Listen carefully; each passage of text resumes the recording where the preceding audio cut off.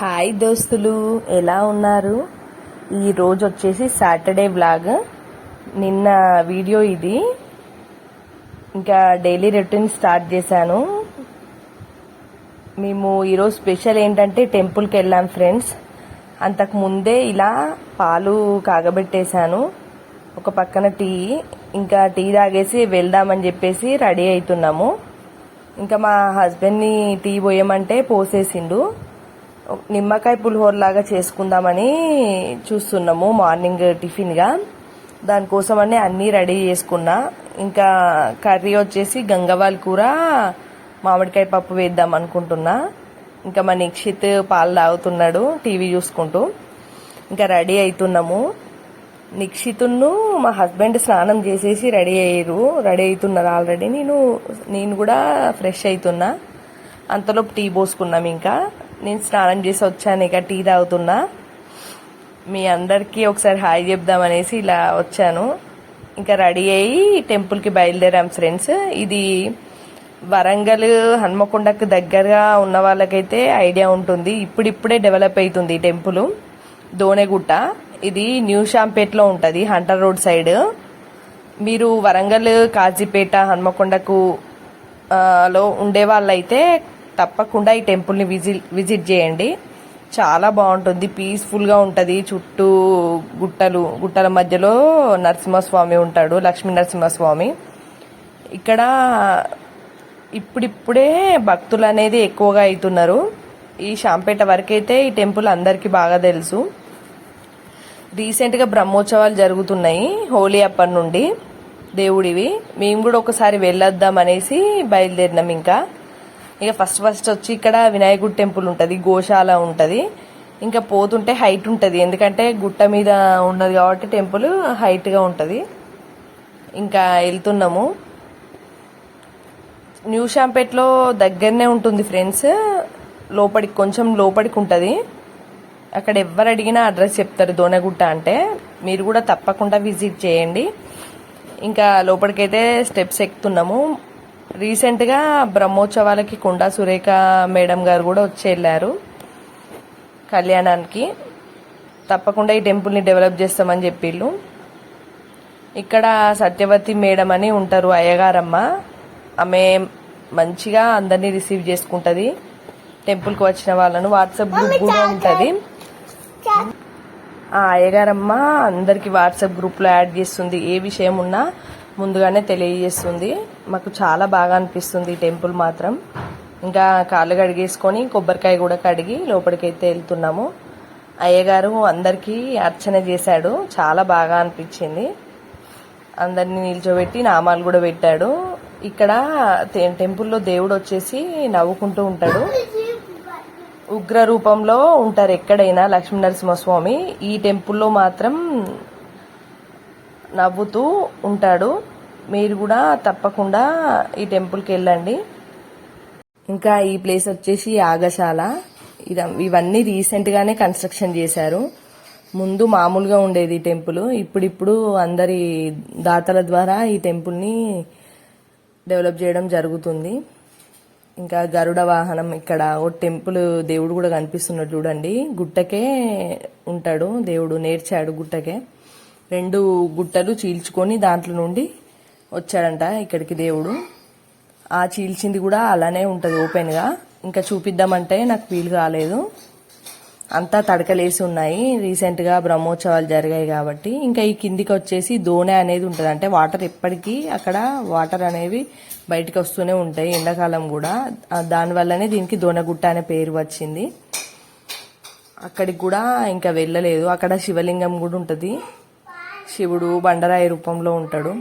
Water కూడా ఎప్పటికీ ఉంటాయి కొన్ని అయినా కూడా అక్కడ. ఇంకా టెంపుల్ వచ్చేసి ఇది గోపురము కనిపిస్తుంది కదా చూడండి. ధ్వజస్తంభం కూడా రీసెంట్గానే పెట్టారు. ఇంకా ఇటు పైనకి వెళ్తే మేము వెళ్తున్నాం కదా, ఇంత పైనకి ఇటు సైడ్ కనకదుర్గమ్మ అన్ని టెంపుల్ అన్నీ ఉంటాయి. ఇంకా రకరకాల నాగమయ్య, ఇలా గుట్ట మొత్తం అక్కడక్కడ టెంపుల్స్ని కూడా కన్స్ట్రక్షన్ చేస్తున్నారు. ఇది వచ్చేసి కనకదుర్గమ్మ టెంపుల్. ఇక్కడ కూడా మొక్కుకున్నాం. ఇంకా ఈ చుట్టూ ఇల్లులు కట్టుకున్నారు అందరు గుట్టల పైనే చూడండి. హైట్లో ఎక్కడైనా గుట్ట హైట్లో కూడా ఇల్లులు కట్టుకున్నారు. మొత్తము బిల్డింగ్సే కట్టారు కొందరైతే.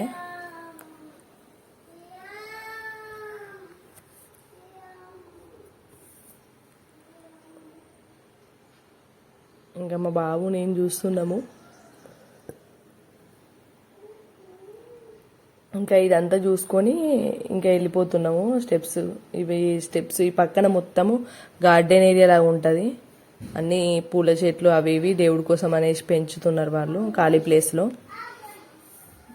ఇంకా దిగుతున్నాం. హాయ్ చెప్పంటే మా బాబు నేను హాయ్ చెప్తున్నాము. ఇంకా ఇంటికైతే వచ్చేసినాం ఫ్రెండ్స్. ఇంకా నిమ్మకాయ అన్నం చేద్దామనేసి నైట్ అన్నం ఉంటే నిమ్మకాయలతో పులిహోర లాగా చేస్తున్నా.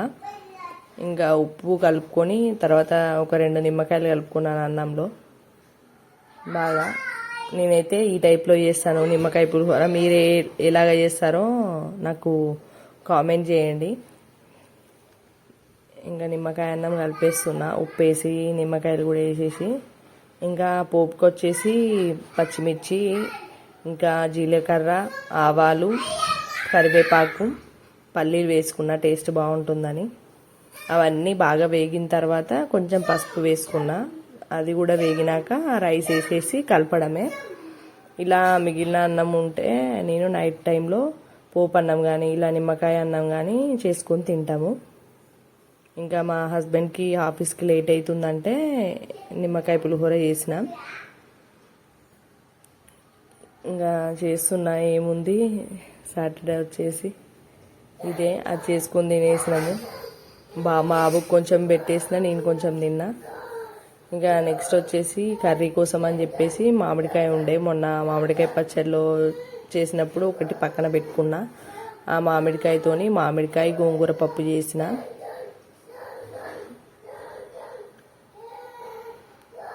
ఇంకా డైలీ చదువుకోవడము, కాసేపు బాబుతో టైం స్పెండ్ చేయడం, ఇలా వ్లాగ్స్ చేయడం, కొన్ని షార్ట్స్ కూడా చేస్తున్నా. అవి కూడా మీరు లైక్ చేయండి కన్ఫామ్గా.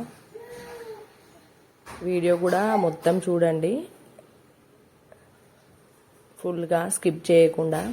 ఇంకా పచ్చిమిర్చి ఒక 2 టమాటో ఉంటే టమాటా, పచ్చిమిర్చి, కొంచెం చింతపండు, మామిడికాయ అన్నీ ఒకే దాంట్లో వేసుకొని ఒక 4-5 విజిల్ వచ్చే వరకు ఉడకబెడతాను నేను పప్పు. కొంచెం పసుపు వేస్తా, ఉప్పు వేయను.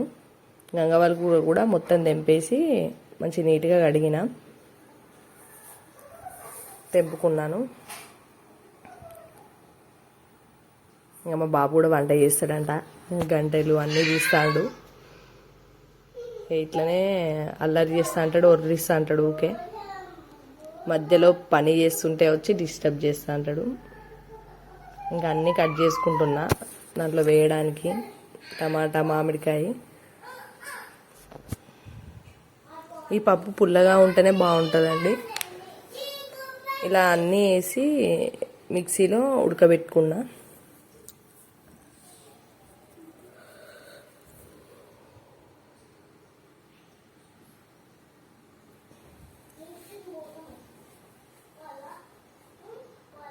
ఇలా మామిడికాయల సీజన్ కదండి, మామిడికాయని ఏదో ఒక రకంగా తింటే చాలా మంచిది. ఏ సీజన్లో వచ్చే పండ్లు, కూరగాయలు మనము ఆ సీజన్లో తీసుకుంటే ఆరోగ్యానికి చాలా మంచిది. ఇప్పుడు మామిడికాయల సీజన్ కాబట్టి మామిడికాయలని అన్ని రకాలుగా యూజ్ చేసుకుంటే చాలా బాగుంటుంది. ఈ మామిడికాయని తురిమి కూడా పచ్చడి పెట్టుకుంటారు. అది ఇన్స్టెంట్గా ఒక 3-4 డేస్ ఉంటుంది.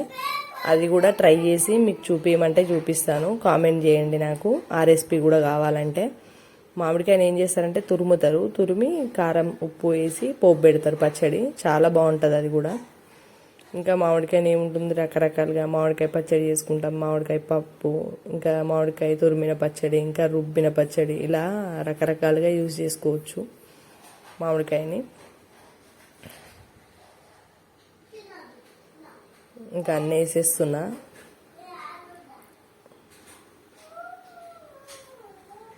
ఇంకా గోంగూర కూడా కడుక్కొని అది కూడా వేస్తున్నా దాంట్లో.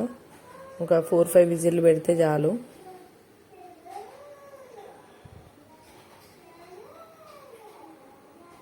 ఆకుకూరలు కూడా ఇట్లా పిల్లలకి స్మాష్ చేసేలాగా, అంటే కుక్కర్లో పప్పులో కానీ టమాటాలో కానీ ఇట్లా వేసి అది కనిపించకుండా స్మాష్ అయ్యేలాగా ఉడకబెట్టి పెడితే చాలా మంచిదండి. ఎందుకంటే పిల్లలు ఆకుకూరలు తినమంటే బాగా ఇష్టపడరు కాబట్టి ఈ రకంగా పప్పులో కానీ ఇంకా దగ్గరికి వండేసి కానీ పెట్టాలి వాళ్ళకి. ఇంకా చపాతీలో అయినా కూడా దీన్ని మిక్సీ బట్టి వేసుకున్న పాలకూరని బాగా టేస్ట్ ఉంటాయి చపాతీలు. అలా కూడా ట్రై చేయొచ్చు. ఆకుకూరలు తినని పిల్లల కోసం చెప్తున్నా నేను. పప్పుని ఇలా స్మాషర్తో స్మాష్ చేసుకొని ఒక 4-5 స్పూన్స్ టేబుల్ స్పూన్స్ కారము, ఒక 3-4 స్పూన్స్ సాల్ట్ ఇక వేసుకొని పక్కన పెట్టుకుంటా. నేను ఈ రకంగా చేస్తా పప్పు. మరి మీరు ఏ రకంగా చేస్తారో కామెంట్ చేయండి. ఇది మా అత్తయ్య రెసిపీ. మా అత్తమ్మ నేర్పించింది నాకు. ఇలానే చేస్తుంది తను కూడా. ఇంకా అన్ని పోపు వేసుకున్న ఎల్లిపాయలు, కరివేపాకు, జీలకర్ర, ఆవాలు, పసుపు, అన్ని ఎండుమిర్చి కూడా వేసుకోవాలండి. చాలా బాగుంటుంది. వెల్లుల్లి కూడా బాగా వేగితే బాగుంటుంది. ఇంకా పప్పు మొత్తం పోపుకి వేసేసుకున్నా. ఇంకా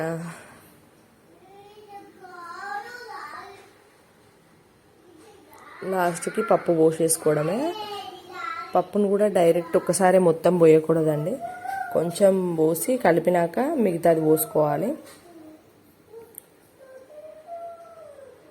అలా అయితే ఇంకా పప్పు మొత్తం కొంచెం మరగనివ్వాలి. ఇంకా టేస్ట్ బాగుంటుంది. ఇలా డైలీ వ్లాగ్స్ డైలీ పెడుతూనే ఉంటాను. పూర్తి వరకు వీడియో చూడండి, కామెంట్ చేయండి, లైక్ చేయండి, షేర్ కూడా చేయండి. చాలామందికి రీచ్ అవుతుంది. ఇంకా షార్ట్ వీడియోస్ కూడా చేస్తాను. Thank you friends. బాయ్.